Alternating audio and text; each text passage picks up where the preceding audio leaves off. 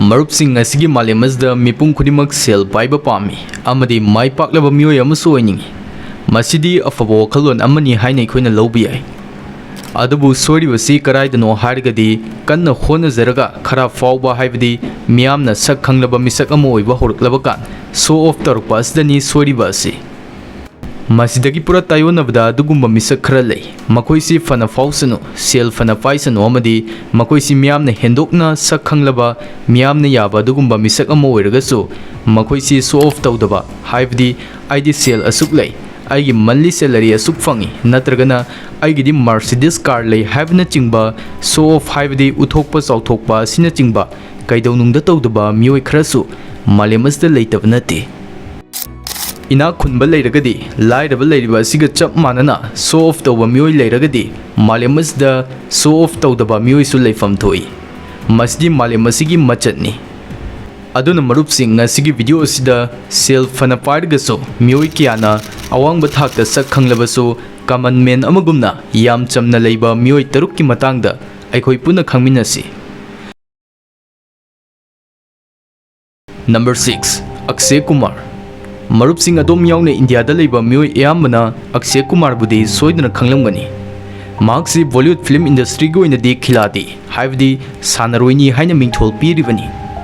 1992 da release tokiba Khiladi movie astagi horaga Khiladi gi series kya de ek torpa astagi mahakpu Khiladi hariga khangnakribani Mazda sunatana marksi apiba role amabu susinne ek tobusungami Mahaki tongan ba movie singda action comedy drama even social films tasu tongan ba saklon loduna ek tokrabani tasengnamak marksi versatile actor amani Masi tara de dong ngakani Marksi Bollywood film industry asida Yaurokpa sahi kunthra hele amadi hausi fawda film samga nifugi mathakta saktam langkhre Masiga loinana mahakna film da pikibe excellent acting mayam dugi maramna saura saurba awards kya su fangre Masi mayam sina takpadi ichamchamba mioi amana khanbada yoba ngamlaroidaba kaya ama mahakti fangle haibase Eikhoi khangba ngammi adubu asuk yamna fawraba amadi crores kya gi mapu oira fawbadasu mahaki hanagi mong aduda adumak hongdana leiri masimadi thagatningai ni adumsu internet sinnaba mioi amu oiba maramna soidana maki uramlagani mahaki attitude kamdawbage comment ta thambiramu success fana oirbasu success aduna mahakbu dominant toholamde asengbudi film da khongdarak tringai Bangkok ki hotel amada mahakse waiter oirami Masigi matakta mahakse photographer studio da light chenanaba misak fo oiram livani Masigi maramdi mahaki portfolio short fangnavani portfolio haibase photo singi chabun namani masibu model singna amade actor singna audition na tingba lam singda makoi gi style look adubu utnaba sinnaba amakhakni matamasna mahaki haibde Akshay gi winadi khwai warkiba punsigi tangkak haibdu oiki Masibu mahakna ngasiso adumak ningsingduna leiri Masigi maramnani matam pumda mahakna nolukna leiribasi Sunny Leone amdi Bengali superstar Nusrat Jahan represent toba India gi quite trusted oiba entertainment platform amani Bet Chili Ngasimak Bet Chili download toduna 200 rupees ki oiba welcome credits claim tobiho Facebook da dongi oiba mod feedback oina piduna 150 rupees amadi 350 rupees ki oiba rewards ki amasu piri masibusu claim tobiyo app asigi manungda real time rewards ki amasu piri amadi login khak tawduna exciting oiba price ki amasu gift oina phangbiho apamba bank sinnaduna madubu secure oina deposit amadi withdrawal tawbasu yai adongi marup singda share tawba matamda rewards ki asu phangani Rich IT code asibu sinnaduna adomna ahanba recharge tawbada 100% boost tawkragani mayam si khanglabanina comment pin tawriba link asta changbiro amadi Bet Chili gi journey hobiro Number 5 Ratan Tata India hariba leibak asigu inadi miyamna khwai izzat tawba Mioising gi marakta Sar Ratan Tata so amani maramdi achamba Mioising gi maramda wari sarakpa matamda Sar Ratan Tata di sit thabaya roidaba mioi amu oiribani Marup singna su khanglamlani Sar Ratan Tata India gi leita laira singda mating tawi haibasi afava fataba haibasi imungdagi hori I haibagumna mating tawgi hainabisi Sar Ratan Tata mahaki imungdagi tamhovani haurakpadagi hauna Tata family na makhoigi leibak oriba India gi praja singda matam gi oiba loiba nai roidaba tengbang tawduna lakli Masigi mayek laraba khudam harigadi Tata Group ki 65% share asi Makhoina laitalaira singi khalaga hangdokhiba charitable institute ki oribani. Masina takpadi company isna profit fana generate tawrabasu Makhoi khwai chawba share gi sarukti ataida mating tawbada sinnai haibasi aikhoina khangba ngammi. Masina su company sing asidagi sahi cham ga yankhai mamangdagi leptana dumak satharakpa ngamlibani. Aduga Sar Ratan Tata masagi fruit khawgi sale dagi ataibu mating tawba misakni. Amadi India da karigumba soba problem ama thorokpa matamda government ngaiba tawduna problem adubu solve tawnaba honaba haibasi Sar Ratan Tata na hinglingai da toramba thabak amakhakni. Hoi mahak asi hojipudi Eikhoi gi lakta leitre tawbutabu Indians punmaki thamoi da mahak asi lengdana lehauragani. Number 4 Shahrukh Khan. Bollywood film industry da Basat amri King Khan hariga khangnaba Shahrukh Khan hoji ki oina mahak asi biggest superstar amani. Amadi mahak asi sahi kya gi acting skill leraba Bollywood ki versatile actor amasuni. Mahakna film gi taibang da khongdarakpa asi sahi kunthra helagle. Malemas da leribe actor kya na amuktang fanglagdi haina sonaba adugumba achievement kya mahakna fangre. Ngasidi India khaknatna malem pumbada mahaki fans millions ki mathakta laikre. Masina mahakpo biggest movie star uhelakhibani. Asi yawna mai pakla fawbada mahaki nungda sagonaraklaba minungsigi matawsing ngasi so Eikhoi uwa fangi. Matam pumbada mahaki akoibada leriba Mioi amadi fansing da humble nature utli. Masigi maramnani sanglaba mahaki career asida atai actor dawna actress amataga mari lainaramle natragana asoba controversy da involve oire haibana chingbagi paw tadriba asi. Mahaksu donation yamnamak tawba misakni. Mahakna khalli mioiba moina pithokpa kathokpa haibasi tawde yadrabani. Thazaba asi thamduna mahakna donate tawkiba sinfam miyamda khanghandribani. Number 3 Bill Gates. Malemda khwai successful oiraba amadi sel fazna paraba Mioisingi warida laklagadi Mioi khuzau kharadugi marakta Bill Gates amani.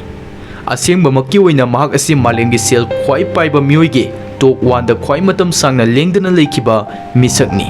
Mahaki punsi waridi adomsu soidana khangbiramlani. Nahunana ningsingbo oina mukaso haijari mahaksi America gi oina khwai fawba amadi maming leiba businessman software developer amadi inventor aduga Microsoft Corporation gi co-founder amasuni. Mahaki current net worth asi crore lising tara khara hena lei. Haujipudi mahak asi malengi sel khwai paiba Mioisingi lista 12 subada leiri.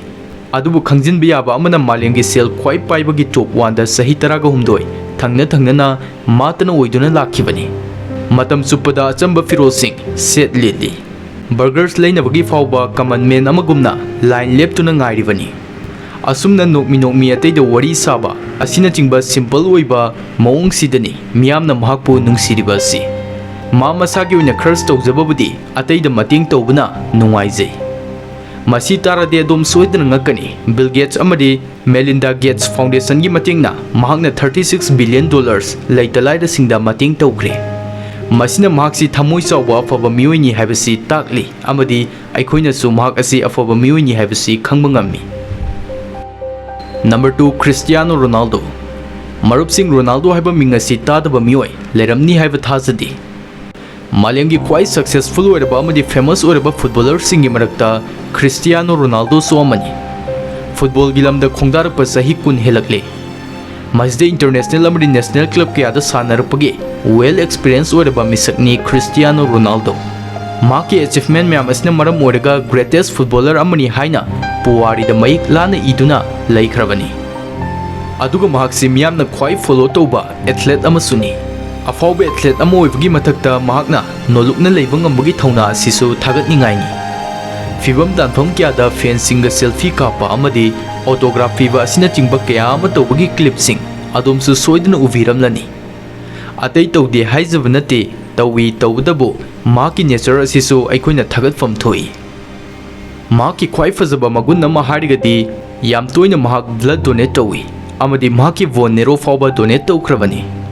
Masigi maram sing asna ni mahaki aksangda ngasi fawba tetu yektriba si. Sahi khragi mangda pangthokiba conference amada maki mangda leramba Coca-Cola bottle ama bu lauthokuna madugi mahut ising no oina thamkibagi clip ama social media da viral oiki. Masibu Eikhoina ubasu fangki. Masina karino haninglibasi Adom Khanglabra. Makna khanganba pami madudi haksangda sokadaba polam amata micham miyamda promote tawba pamde haibasi taklibani. Masigumba mahaki fazdraba thawong macha macha mayam asina mahakpu miyamna pamnaribani. Tasengnamakkisu mahak asi alcohol, soft drinks amadi cigarettes na chingba haksangda sokadaba pochak amata sizinade. Masigi mathaktasu mahaksi charity khwai tawba misak amasuni. Mahaksi afawa player amadi oire. Masigi mathaktasu asengba achumba chachaba Mioi ni haibasi mahakki thawong mayam asina takli. Number 1 Suren Yumnam. Show off tawdaba Mioising list asida Suren Yumnam hapsabagi maram lay. Iramdam asigidi mahak hapada chap chare khanbai hapsabani. Mahak asi Manipur gi miyamna khwai nungsiba misak ama oiki haibasi makhagi warida Eikhoi Punna Khangminasi. 1987 sahi is the mahak Thawbal gi Wangjing Wangkhaida poki. Piklingaidagi isaibu pamna horaki. Konadi Manipur gi saknairaba singer, songwriter amadi composer amasu oiraki. Adubu ikhang khangudana mahak asi yam kanna nare haibagi paw Manipur miyamna taba fangki. Atangba mani oiba maramna taraina manghangiba pamdabadagi pikraba Manipur asda massive donation drive sathaki. Angakpani mahakpu Manipur miyamna tasengnamakki nungsi haibasi majdata khangba ngamlakki. Mahakpu layengnaba donation tawruba matamda punna 58,51,270 rupees collection tawba ngamki. Adubu laibak thibani mahak asi fana kannaba honakrabasu ngamkide. Delhi ki hospital bed hibna Bollywood ki maming lerba singer Kailas Kher gi Allah ke bande haiba isai asi sakki.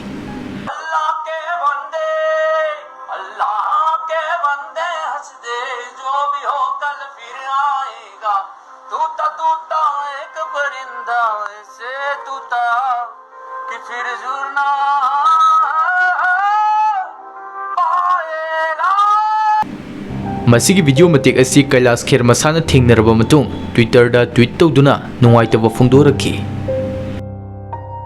Mahak leitre haibatani ngasisu mahakki isai di adumak evergreen oiduna leiri. Mahakti Manipur gi oina KK ni haibi yai.